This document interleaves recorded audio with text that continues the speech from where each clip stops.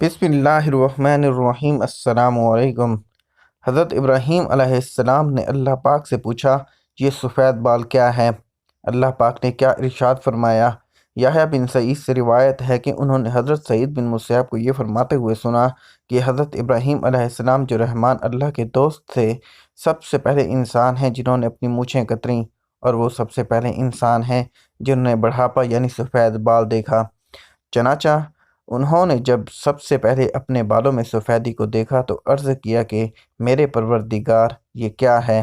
परवरदिगार का जवाब आया कि इब्राहीम अलैहिस्सलाम, ये वक़्कार है, यानी ये इस बढ़ापे की अलामत है जो इल्म व दानिश में इज़ाफ़ा का बाइस और अज़ीज़ व वक़्कार का ज़रिया है, और इसकी वजह से लहू व लब की मशगूलियत और गुनाहों के इर्तिकाब से बाज रहता है।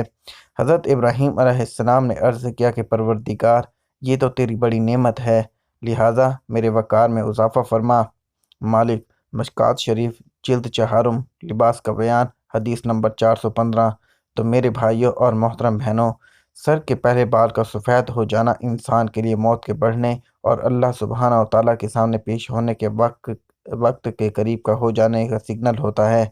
लिहाजा अपनी बाकी मादा ज़िंदगी अल्लाह की मर्ज़ी से गुजारने का सिग्नल होता है।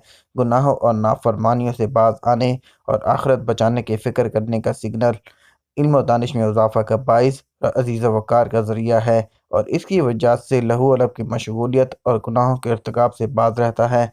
हज़रत इब्राहीम अलैहिस्सलाम ने अर्ज़ किया कि परवरदिगार, ये तो तेरी बड़ी नेमत है, लिहाजा मेरे वक़ार में इज़ाफ़ा फरमा।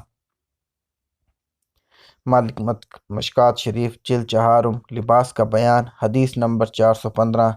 मेरे भाइयों और मोहतरम बहनों, सर के पहले बाल का सफ़ेद हो जाना इंसान के मौत के बढ़ने और अल्लाह सुब्हानहू व तआला के सामने पेश होने के वक्त के करीब हो जाने का सिग्नल होता है।